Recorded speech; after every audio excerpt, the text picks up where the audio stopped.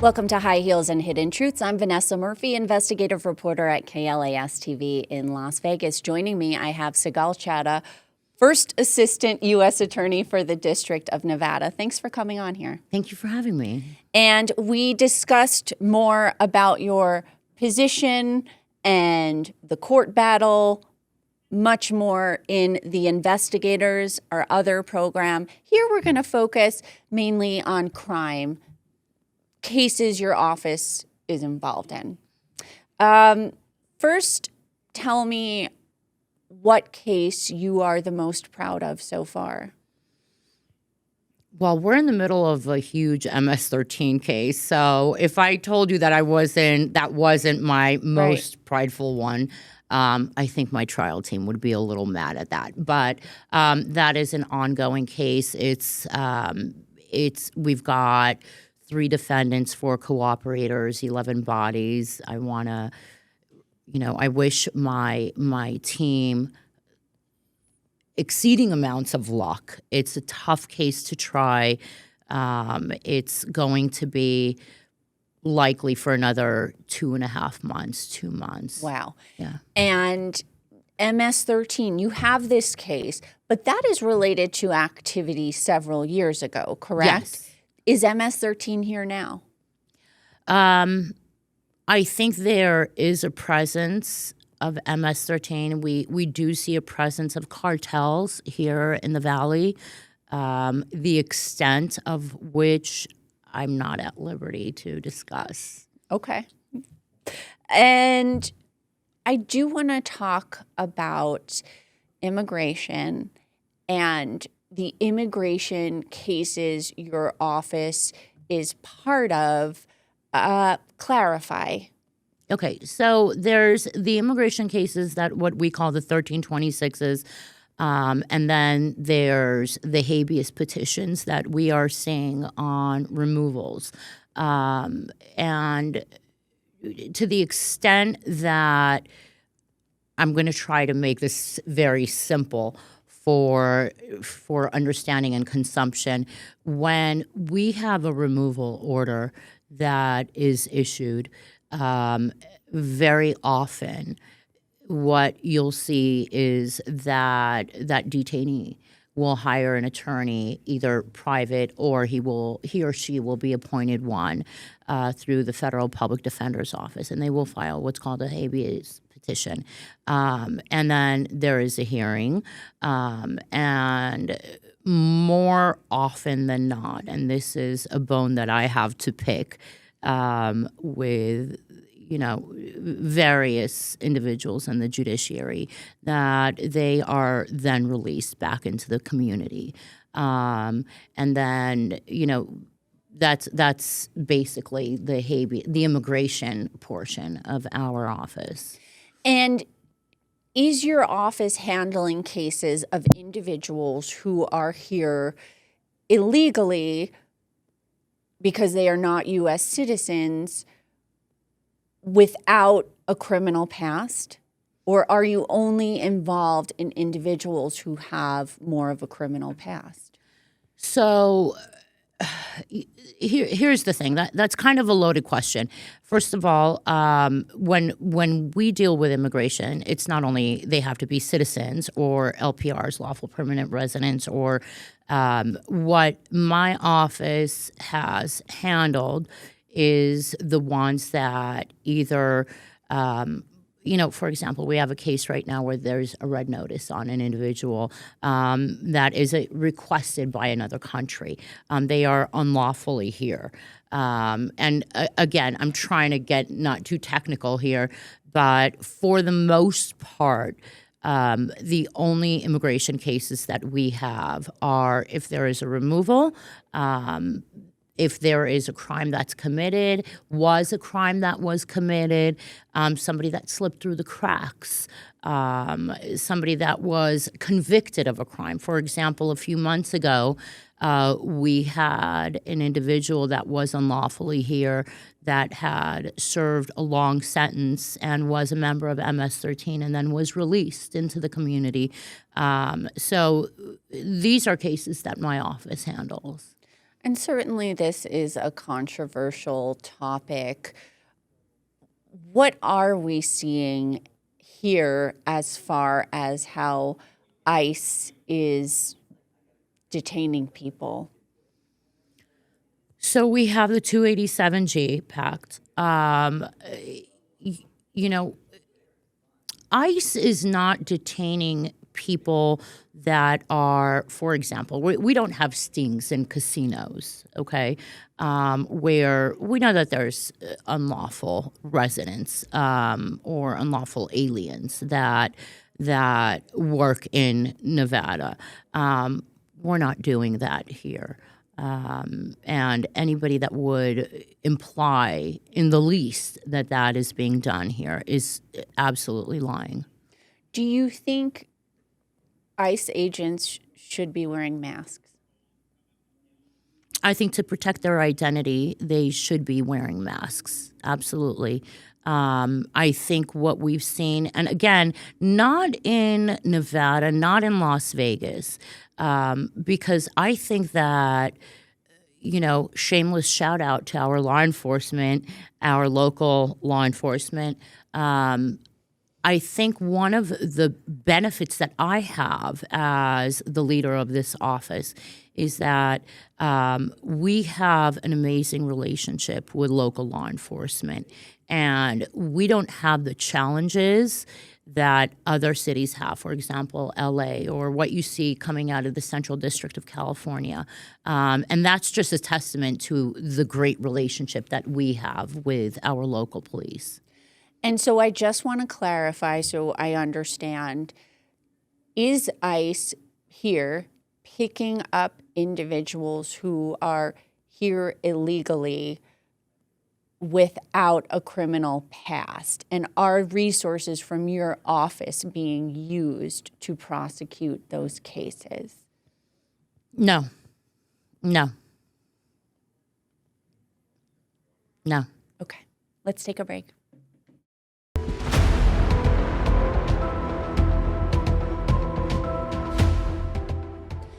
Welcome back. We've talked about this before. Las Vegas is a hot spot for sex trafficking.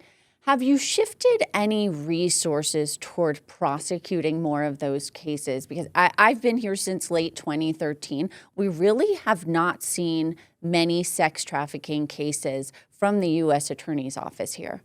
So we actually, I want to say maybe 6 months ago, 7 months ago, we had quite a sting operation, and it was a human trafficking case.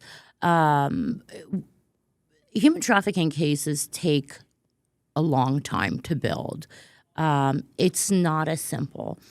One of the things that we would need for human trafficking cases to really, really make their way through the legal system is, I think the greatest cooperators with us would have to be the casino industry. And that is something that you and I have talked about. Sex trafficking is a multi-billion-dollar industry. And I don't know that we have such a willing partner to truly pursue and take down the sex trafficking, which is why Nevada continues to lead in human trafficking year after year after year, no matter which politician is in office, because this is just simply something that is not incentivized by the main stakeholders of our state. Can you talk more about that resistance? I can. When you think about the mentality and almost the ethos of Las Vegas, it's a good time city. That means, drugs, girls, what happens in Vegas stays in Vegas. I didn't come up with that. That was a selling point. One of the issues that we consistently see is a lack of participation by the establishment that pushes that narrative. Come to Vegas, have a good time. There's girls, there's drugs, there's everything that your little heart desires. Any kind of debaucherous activity that you can't do in your home state, you could get away with here. And why is that? Because that is a narrative that's perpetuated and almost condoned by the state. So how much incentive is there to truly tackle these issues? You previously mentioned during one of our interviews that a lot of drugs come through our airport. What have you done to address that? Well, I still don't have my narcotics canines at the airport. And thank you for confirming that after our last interview, because when I initially brought it up a year ago, and it's actually pretty sad that I've been sounding the bell for a year and nothing is being done. Look, I could only do so much as the tools that are given to me. You did a great job reporting about it. But have you seen any movement? I have not. Well, when you initially said that, quite frankly, I was confused because I recall seeing dogs at the airport. I just didn't realize that perhaps they were not canine. My concern with drugs coming through our airport, and I'll give you a perfect example. We had a TSA bust, I want to say 3 weeks ago. A kilo of fentanyl was brought through our airport on a carry-on, and it was a random interdiction through TSA, and thank God, but not only are they not being paid, but they're also catching drugs for us. But when you think about it, it's not only the drugs that stay in our community. I want you to imagine for a second, if somebody takes a kilo of fentanyl on the plane and the ziplock ruptures, the plane goes down, whose responsibility is that? I've sounded the alarm for the past year over this. But we're playing Russian roulette with passengers, with planes, when it comes to our airport. And it's just inconceivable to me that I haven't been able to get from point A to point B in a year. And where is the resistance there? I don't know. I don't know. Politics. Okay, let's take a break.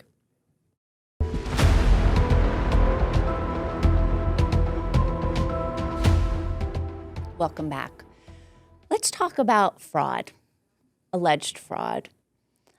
We have seen this, particularly in the news lately, nationally, getting a lot of attention, like Medicaid fraud, Medicare fraud. Where is your office with that? So now that Colin McDonald has been confirmed, that's one of the priorities of the administration.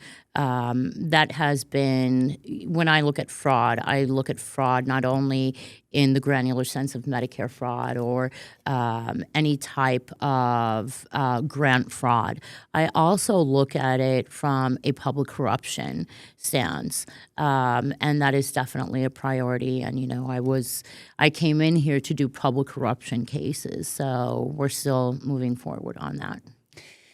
Now, one of the stories we've worked on here is they've centered on a group home for children and teens where the operators have been billing for these services, and multiple former employees, parents, et cetera, have said that they witnessed this fraud. I think a lot of people are wondering, okay, well, you have multiple witnesses. What happens now?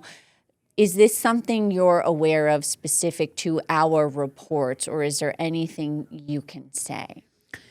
So what I could tell you is any time that there is a fraud issue, for example, with that, I would encourage individuals that are involved in that, whether as victims or otherwise, or third-party providers. I would encourage them to, call the FBI, and from that point, once the FBI establishes predication, which is what, to open a case, we could take it from there, and our AUSAs will prosecute that. Before you landed this job, your office worked on a high-profile case. The defendant was Michelle Fiore, a former friend of yours. You have said she's a former friend on the record. The president pardoned her, and now we see a continued fight as she wants to remain a judge in Pahrump, Justice of the Peace. Anything you want to say about this? Because she is saying that prosecutors for the department you work for got it all wrong.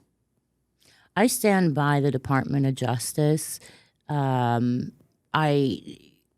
think that the Department of Justice's prosecution, and granted, I wasn't part of this. As a matter of fact, the District of Nevada declined the case, and it was brought through Maine Justice through the previous administration and the Public Corruption Unit there.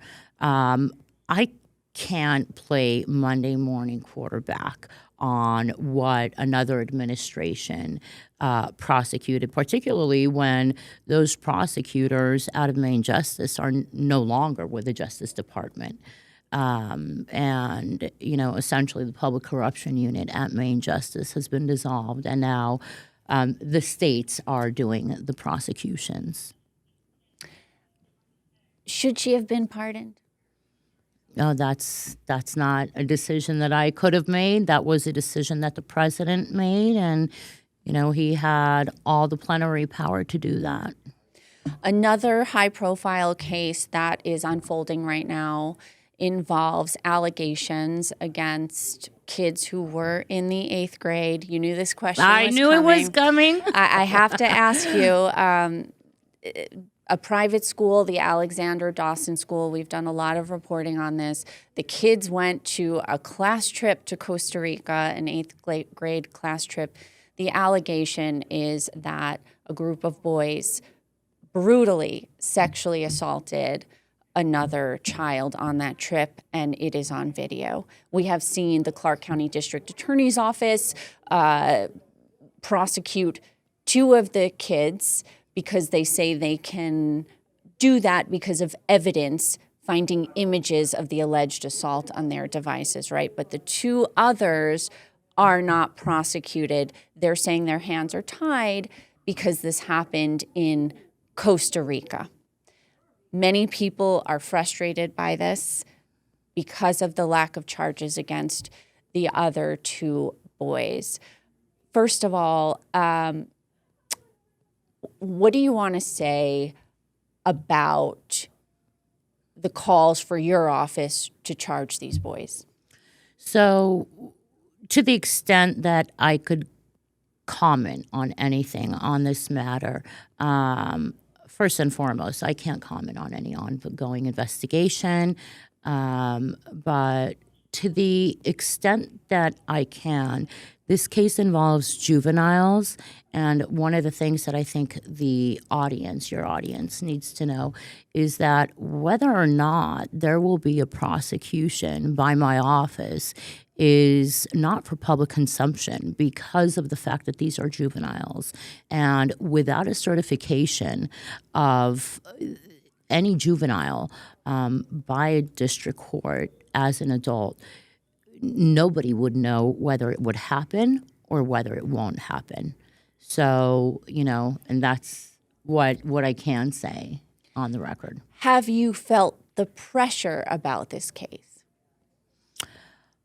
I think as the head of the office, anytime you see victims, you want to pursue some sort of justice for those victims. And again, and this case is particularly sensitive because of the nature of both the victim and the assailants are juveniles. So I don't know that I have felt pressure necessarily. I think that my quest for justice is the same for this case as it is for any other victim. I'm going to ask you one more question about this. Is the Department of Justice in D.C. aware of this case? I can't comment on ongoing investigations. Got it. Had to ask. Thank you for answering my questions. Let's take a break.